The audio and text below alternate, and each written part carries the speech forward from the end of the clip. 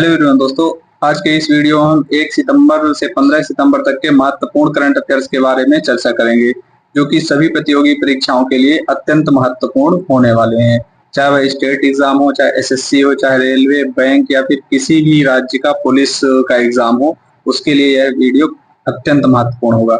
साथ ही इस वीडियो में हम 20 प्रश्नों की बात करेंगे, जो कि 1 से 15 सितंबर तक के महत्वपूर्ण प्रश्न होंगे और उनसे रिलेटेड जो भी फैक्ट बनेंगे उनके बारे में हम डिटेल से डिस्कशन करेंगे। साथ ही दोस्तों, अगर आप हमारे चैनल पे नए हो तो इस चैनल को सब्सक्राइब जरूर कर लें, ताकि आपको वीडियो का अपडेट मिलता रहे। और अगर आप इसी तरह के अन्य क्विज भी लगाना चाहते हैं तो आप हमारे टेलीग्राम चैनल से जुड़ सकते हैं, जिसका कि लिंक डिस्क्रिप्शन पे दिया गया है। तो चलिए शुरू करते हैं पहले प्रश्न की ओर।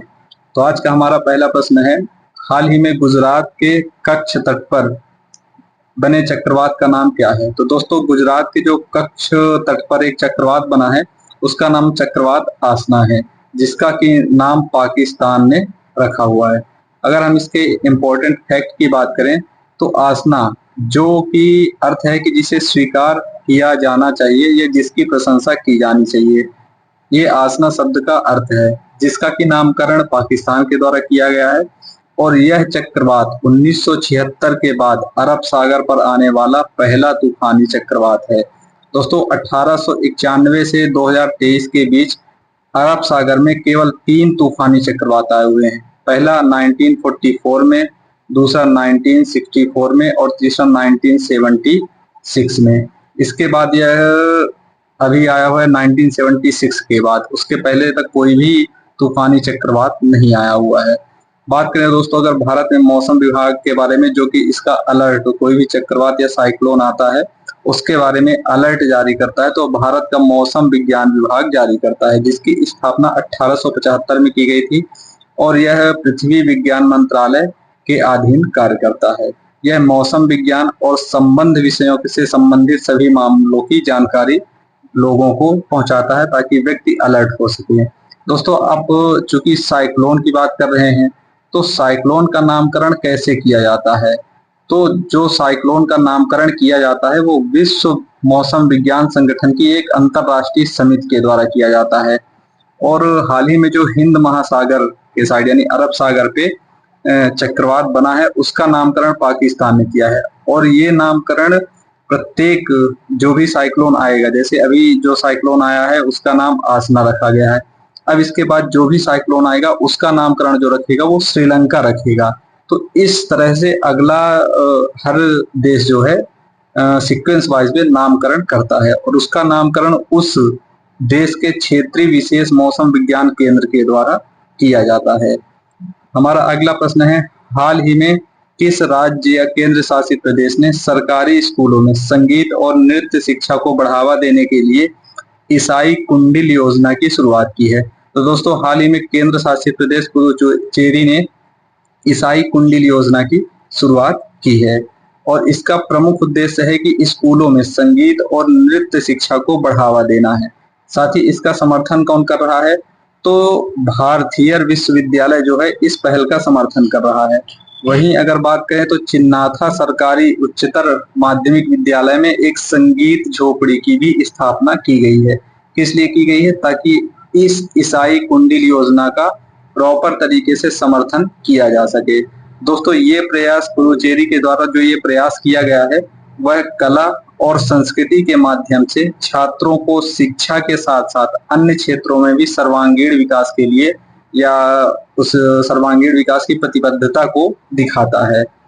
हमारा अगला प्रश्न है दोस्तों, हाल ही में गुजरात के किस शहर को नई सेमीकंडक्टर इकाई स्थापना के लिए चुना गया है? तो दोस्तों, गुजरात में एक क्षेत्र है साड़ंद, जहां पास नई सेमीकंडक्टर इकाई की स्थापना के लिए उसे चुना गया है।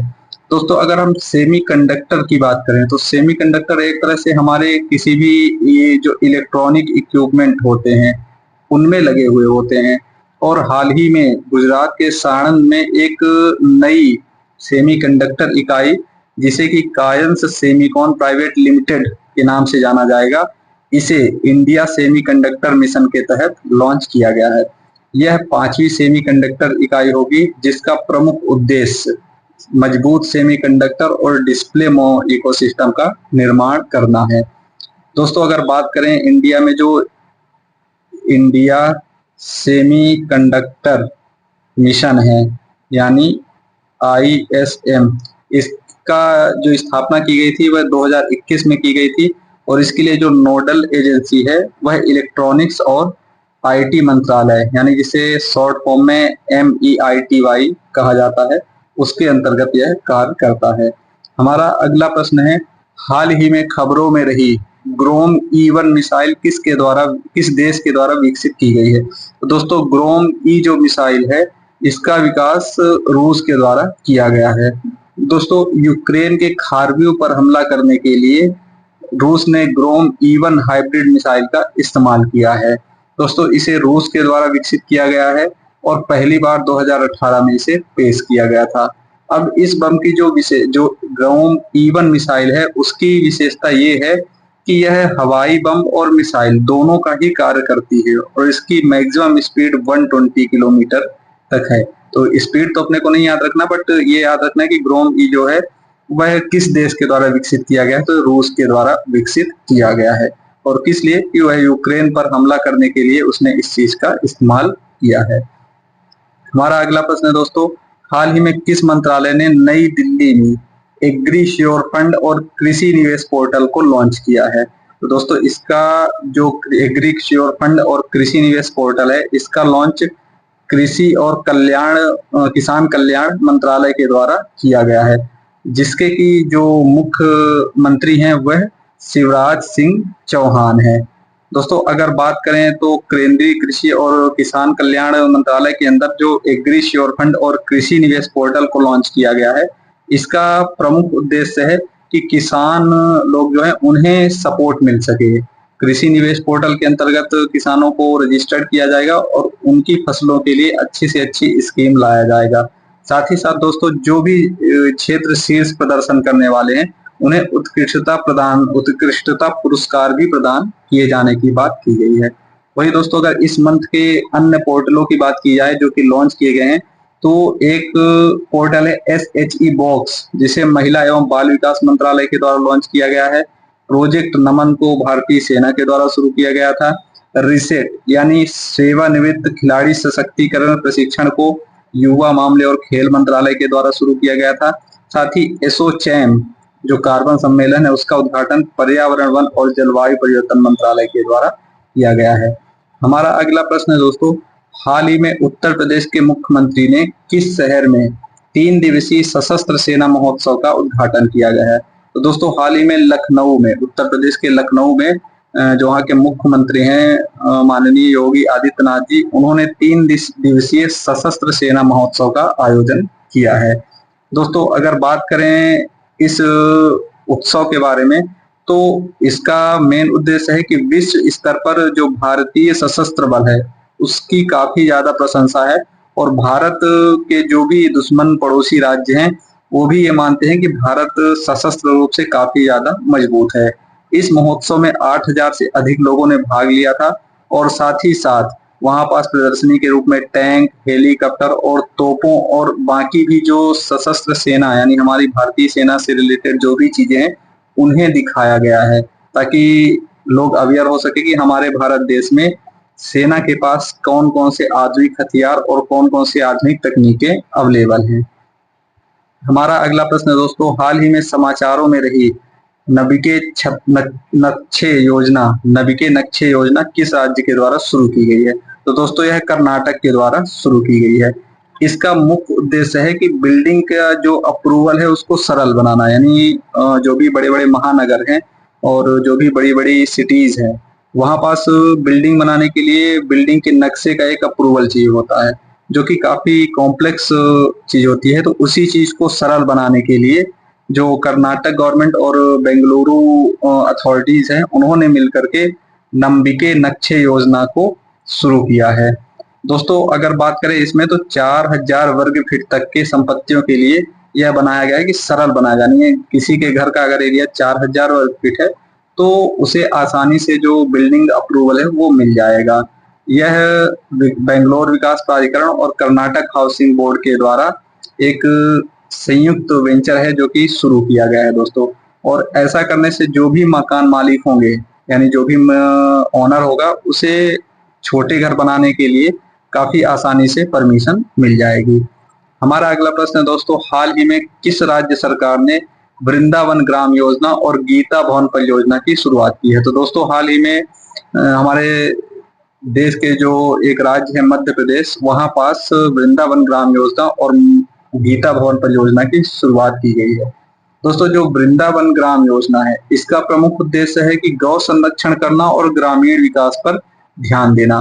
और मध्य प्रदेश में जो 313 ब्लॉक हैं, उनमें से प्रत्येक ग्राम पंचायत का चयन किया जाएगा और उसका नाम बदल करके वृंदावन ग्राम रखा जाएगा। ऐसा करने से वहां पास जो गौ संरक्षण और ग्रामीण विकास को काफी ज्यादा सहायता मिलेगी। दूसरा जो गीता भवन परियोजना शुरू किया गया है दोस्तों, तो उसका उद्देश्य है आध्यात्मिक ज्ञान फैलाना। आध्यात्मिक ज्ञान का अर्थ है कि जो भी पूजा पाठ, मंदिर, इन सब से रिलेटेड चीजें हैं, उनके बारे में दोस्तों को जो भी अपने भारत के नागरिक है उनको अवेयर कराना। साथ ही साथ यहाँ पास भगवत गीता और भगवान कृष्ण की शिक्षा का आयोजन कराया जाएगा। हमारा अगला प्रश्न है दोस्तों, हाल ही में ब्रिक्स श्रम रोजगार मंत्री स्तरीय बैठक 2024 का आयोजन कहाँ किया गया है? तो इसका आयोजन सोची में किया गया है। सोची जो कि रूस का एक शहर है, यहाँ पास ब्रिक्स श्रम एवं रोजगार मंत्री स्तरीय बैठक 2024 का आयोजन किया गया है। दोस्तों अगर हम बात करें ब्रिक्स की, तो 2001 में इसका ख्याल आया था, जो कि ब्रिटिश के एक अर्थशास्त्री थे जिम ओनिल, जिनके द्वारा ब्रिक्स को स्थापित करने की बात रखी गई थी, किंतु इसे 2006 में औपचारिक रूप प्रदान किया गया। दोस्तों इसमें 2010 में दक्षिण अफ्रीका शामिल हुआ, तब से यह BRICS हो गया, यानी ब्रिक्स नाम इसका पड़ गया। भारत ने इसकी पहली बार जो अध्यक्षता की थी वह 2012 में की थी और 2009 से इसके नियमित यानी प्रत्येक वर्ष सम्मेलनों का आयोजन किया जा रहा है। हमारा अगला प्रश्न है दोस्तों, हाल ही में समाचारों में रहा विष्णु युद्ध अभ्यास या विषाणु युद्ध अभ्यास किस मिशन के तहत आयोजित किया गया था? तो दोस्तों यह आयोजित किया गया था राष्ट्रीय एक स्वास्थ्य मिशन के द्वारा, और इसका प्रमुख उद्देश्य जो था कि जो ही महामारी हमारे देश में आती है उनसे निपटने के लिए एक राष्ट्रीय स्वास्थ्य मिशन के तहत इसे आयोजन किया जा रहा था। इसका आयोजन जो किया गया था वह राजस्थान के अजमेर जिले में किया गया था। और बात की जाए इसकी दोस्तों, तो जो भी हमारा एक राष्ट्रीय एक स्वास्थ्य मिशन है वह मानव स्वास्थ्य, पशुपालन और वन्य जीव क्षेत्रों के लिए भी एक स्वास्थ्य को ध्यान में रखते हुए इसी दृष्टिकोण से इसका निर्माण किया गया है। हमारा अगला प्रश्न है, हाल ही में भारत के राष्ट्रपति ने महाराष्ट्र के किस जिले में विश्व शांति बुद्ध विहार का उद्घाटन किया है? तो विश्व शांति बुद्ध विहार का जो उद्घाटन किया गया है महाराष्ट्र के लातूर जिले में किया गया है। दोस्तों इसका जो उद्घाटन किया है हमारे देश की राष्ट्रपति द्रौपदी मुर्मू जी ने किया है, और इस विश्व शांति बुद्ध विहार के अंतर्गत डॉक्टर बाबा साहब अम्बेडकर की और गौतम बुद्ध की एक प्रतिमा स्थापित की गई है। दोस्तों अगर बात की जाए तो महाराष्ट्र के लातूर जिले में जो विश्व शांति बुद्ध विहार की स्थापना की गई है, यह सेम टू सेम कर्नाटक के कुलबर्गी में एक बुद्ध विहार है, उसकी तर्ज पे इसे बनाया गया है। और इसका जो मुख्य प्रवेश द्वार है वो सांची स्तूप से प्रेरित है। अब चलते हैं अगले प्रश्न की ओर दोस्तों। तो जीएसटी काउंसिल की बैठक में कैंसर की दवाओं पर जीएसटी दर घटाकर कितना कर दिया गया है? तो दोस्तों हाल ही में जीएसटी काउंसिल की बैठक हुई थी जिसकी अध्यक्षता निर्मला सीतारमण ने की थी, और यहाँ पास जो कैंसर की दवाएं हैं उस पे जीएसटी दर को घटा करके 5% कर दिया गया है। दोस्तों यह 54वीं बैठक थी, जो हमारी जीएसटी काउंसिल की बैठक थी, 54वीं बैठक थी। और इस बैठक में कैंसर की दवाओं के साथ साथ जो नमकीन और स्वादिष्ट खाद्य पदार्थ हैं, यानी जो खाने पीने के फूडिंग आइटम है, उन पे भी 18% से 12% जीएसटी को कर दिया। यानी पहले उसमें 18% लगता था, अब इसमें 12% उसे घटा करके कर दिया गया है। हमारा अगला प्रश्न है, पेरिस पैरा ओलंपिक 2024 के समापन समारोह के लिए किन्हें भारतीय ध्वजवाहक बनाया गया है? तो दोस्तों हरविंदर सिंह और प्रीति पाल जी को समापन समारोह के लिए ध्वजवाहक बनाया गया है। और बात करें अगर उद्घाटन के लिए, तो यह बनाया गया था सुमित अंतिल और भाग्य श्री यादव को। उद्घाटन समारोह के लिए जो ध्वजवाहक बनाया गया था सुमित अंतिल और भाग्यश्री यादव को बनाया गया था। दोस्तों पेरिस पैरा ओलंपिक से संबंधित एक वीडियो हमारे चैनल पे अपलोड है, जिसमें कि टॉप इम्पोर्टेंट क्वेश्चन को हमने कवर किया है, जैसे कि आप चेकआउट कर सकते हैं, जिसका कि लिंक मैं डिस्क्रिप्शन में या फिर आई बटन पे आपको अवेलेबल करा दूंगा। इस वीडियो को जरूर देखें, क्योंकि इस वीडियो को देखने के बाद आपका जो पेरिस पैरा ओलंपिक है उससे एक भी क्वेश्चन बाहर नहीं आने वाला है।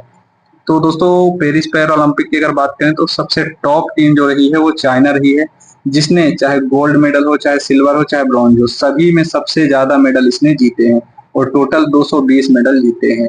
वहीं अगर भारत की बात की जाए तो 18th रैंक पे आया हुआ है और 7 टोटल गोल्ड मेडल जीते हैं इसने। हमारा अगला प्रश्न है दोस्तों, भारत के नए वित्त सचिव के रूप में किसे नियुक्त किया गया है? तो दोस्तों तुहिन कांत पांडे जी को भारत के नए वित्त सचिव के रूप में नियुक्त किया गया है और यह जो जगह लेंगे वह सोमनाथन की जगह पे इनका नियुक्त किया गया है, जिन्हें कि नया कैबिनेट सचिव नियुक्त किया गया, यानी सोमनाथन जी को नया कैबिनेट सचिव नियुक्त किया गया है और उन्हीं के जगह पे तुहिन कांत पांडे जी को नया फाइनेंस सेक्रेटरी या वित्त सचिव के रूप में नियुक्ति की गई है। हमारा अगला प्रश्न है, अंतरराष्ट्रीय साक्षरता दिवस प्रतिवर्ष कब मनाया जाता है? तो यह 8 सितंबर को प्रतिवर्ष अंतरराष्ट्रीय साक्षरता दिवस मनाया जाता है, जिसका प्रमुख उद्देश्य है कि जनता, सरकार और अन्य हितधारकों को साक्षरता के महत्व के बारे में बताना और उन्हें साक्षरता से संबंधित अपडेट देने के लिए मनाया जाता है। इसकी शुरुआत 1966 से यानी 1967 से हो रही है, जो कि यूनेस्को आम सम्मेलन के द्वारा इसे प्रतिवर्ष मनाया जाने लगा था। दोस्तों इस मंथ के महत्वपूर्ण अगर बात करें डेज की तो 1 सितंबर से 7 सितंबर तक राष्ट्रीय पोषण सप्ताह मनाया गया था। 2 सितंबर को विश्व नारियल दिवस मनाया जाता है। 5 सितंबर को शिक्षक दिवस या टीचर्स डे मनाया जाता है, जो कि इम्पोर्टेंट है, आप याद रख सकते हैं। 8 सितंबर को अभी हमने देखा कि अंतरराष्ट्रीय साक्षरता दिवस मनाया जाता है और 12 सितंबर को दक्षिण दक्षिण सहयोग के लिए संयुक्त राष्ट्र दिवस और विश्व प्राथमिक चिकित्सा दिवस मनाया जाता है। 14 सितंबर को राष्ट्रीय हिंदी दिवस मनाया जाता है और 15 सितंबर को लोकतंत्र का अंतरराष्ट्रीय दिवस या इंजीनियर्स डे मनाया जाता है। अब चलते हैं अगले प्रश्न की ओर। हमारा अगला प्रश्न है, हाल ही में किस राज्य सरकार ने पुलिस बल महिलाओं को 33% या 33% आरक्षण देने की घोषणा की है? तो यह राजस्थान गवर्नमेंट ने पुलिस बल की महिलाओं को 33% आरक्षण देने की बात की है। साथ ही साथ इसके अलावा जो पेंशन भोगी हैं उनको भी 5% अतिरिक्त भत्ते की मंजूरी दी गई है। इसके अलावा इसी बैठक में जो कि राजस्थान में आयोजित हुई थी उसमें 3150 मेगावाट की सौर ऊर्जा परियोजना के लिए भी भूमि का आवंटन किया जा चुका है। अब बात है दोस्तों राजस्थान की, तो राजस्थान के बारे में कुछ इंपॉर्टेंट फैक्ट की बात कर लेते हैं। तो यहाँ के राज्यपाल हरिभाव किशन राव बांगड़े हैं। यहाँ पास मुख्यमंत्री श्री भजन लाल शर्मा है। डिप्टी मुख्यमंत्री दिया कुमारी और प्रेमचंद्र बैरवा हैं। राज्यसभा की 10 सीटें हैं और लोकसभा की 25 सीटें हैं। हमारा अगला प्रश्न दोस्तों, हाल ही में मध्यम दूरी बैलिस्टिक मिसाइल अग्नि 4 का सफल प्रशिक्षण कहाँ से किया गया है? तो दोस्तों यह चेन्नई से किया गया है और सॉरी दोस्तों यह उड़ीसा के चांदीपुर से किया गया है। तो उड़ीसा के चांदीपुर में जो अग्नि 4 है इसका सफल परीक्षण किया गया है और इसका जो निर्माण किया गया है वह डीआरडीओ तथा भारत डायनेमिक्स लिमिटेड ने मिलकर के किया, यानी अग्नि 4 का जो निर्माण किया वो डीआरडीओ और भारत डायनेमिक्स लिमिटेड के द्वारा मिलकर के किया गया है।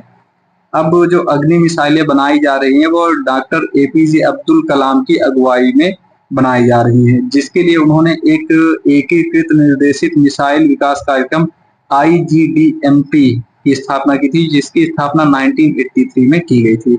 इसी के तहत 5 तरह की मिसाइलों का निर्माण किया जाता है। पहली है पृथ्वी, दूसरी है अग्नि, तीसरी है त्रिशूल, चौथी है नाग और 5वीं है आकाश। हमारा अगला प्रश्न है दोस्तों, हाल ही में पहला अंतरराष्ट्रीय सौर महोत्सव कहाँ आयोजित किया गया था? तो दोस्तों पहला अंतरराष्ट्रीय सौर महोत्सव नई दिल्ली में आयोजित किया गया था और इसका जो आयोजन किया गया था वो नरेंद्र मोदी के द्वारा करवाया गया था, जिसका कि प्रमुख उद्देश्य है कि 2030 तक भारत 500 गीगावाट गैर जीवाश्म क्षमता हासिल करने की राह पर है और उसे वह हासिल कर लेगा। बात करें अगर अंतरराष्ट्रीय सौर गठबंधन की, तो इसकी स्थापना 2015 में हुई थी और वर्तमान में 100 देश इसके सदस्य हैं, जिसका कि मुख्यालय गुड़गांव हरियाणा में है। दोस्तों एक ऐसा पहला अंतरराष्ट्रीय संगठन है जिसका कि मुख्यालय इंडिया में स्थित है। हमारा अगला प्रश्न है, प्रधानमंत्री श्री नरेंद्र मोदी ने किस शहर में जल संचय जन भागीदारी पहल का शुभारंभ किया है? तो दोस्तों जल संचय जन भागीदारी का जो शुभारंभ किया गया था यह सूरत में किया गया है। दोस्तों इसके माध्यम से जो भी राज्य बल में 24,800 वर्षा जल संचयन जो संरचनाएं हैं वर्षा जल को संचय करने की, उसका निर्माण किया जाएगा।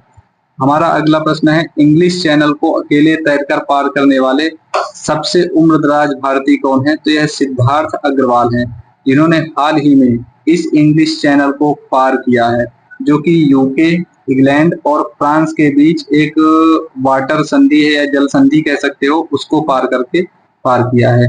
दोस्तों इन्होंने जो यह दूरी तय की है 15 घंटे और 6 मिनट में की है और इसके पहले 2018 में श्रीकांत विश्वनाथ के द्वारा यह कार्य किया गया था, इंग्लिश चैनल को पार किया गया था, उनके रिकॉर्ड को ब्रेक किया हुआ है उन्होंने। आज के लिए बस इतना ही दोस्तों, मिलेंगे नेक्स्ट वीडियो में और मंथ के एंड में एक से पूरे मंथ का यानी सितंबर मंथ के करंट अफेयर्स की हम बात करेंगे। तब तक के लिए धन्यवाद।